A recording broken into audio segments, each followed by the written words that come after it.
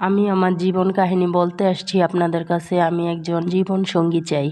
আমার মা বাবা বিয়ে দিছে আমাকে। আমার ছেলে নেশা করতো, তা আমার হাজব্যান্ড নেশা করতো, মদ খেত, মারামারি করতো, আমাকে মারধর করতো। আপু, আমি আপনার কাছে আসছি, এখন আমার একজন জীবন সঙ্গী চাই। যে বয়স যেরকমই হোক না কেন, ভালো একজন জীবন সঙ্গী চাই। আমি আপনার কাছে আসছি রূপা আপু, আপনি আমাকে ব্যবস্থা করে দিয়েন।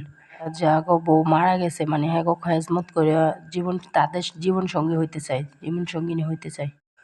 আসসালামু আলাইকুম, কেমন আছেন সবাই? আমি তো আলহামদুলিল্লাহ আপনাদের দোয়া ভালো আছি। আজকে যে প্রতিবেদনটা নিয়ে আসছি এটা হচ্ছে তানজিলা আপুর প্রতিবেদন।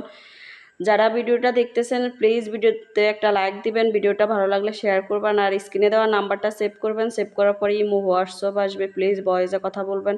কেউ ইমোতে ডাইরেক্ট কল দেবেন না। যদি ইমোতে কেউ ডাইরেক্ট কল দেন আমি সাথে সাথে নাম্বারটা ব্লক মেরে দেবো। তানজিলা আপুর জীবন কাহিনী এখন আপনাদের সাথে শেয়ার করব। উনি সরাসরি আমার সাথে যোগাযোগ করছে বিয়ে শাদী বসার জন্য।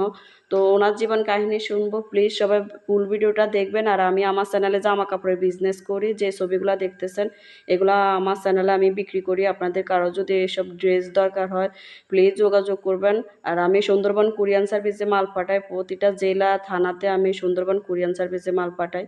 আপনারা যদি আমার কাছ থেকে অর্ডার করেন তাহলে আমি আপনাদের জন্য আমার সাথে অনেক আপুরা যোগাযোগ করে, আমি বিয়ে শাদীর ব্যবস্থা করে দেব। তো চলেন আমরা এখন আপুর সাথে কথা বলবো। রূপা আপু, আমার নাম তানজিলা, আমার বয়স 34। আমার জন্য 40 বছরের উপরে একজন লোক খুঁজবেন, যাতে ভালো মানুষ হয়,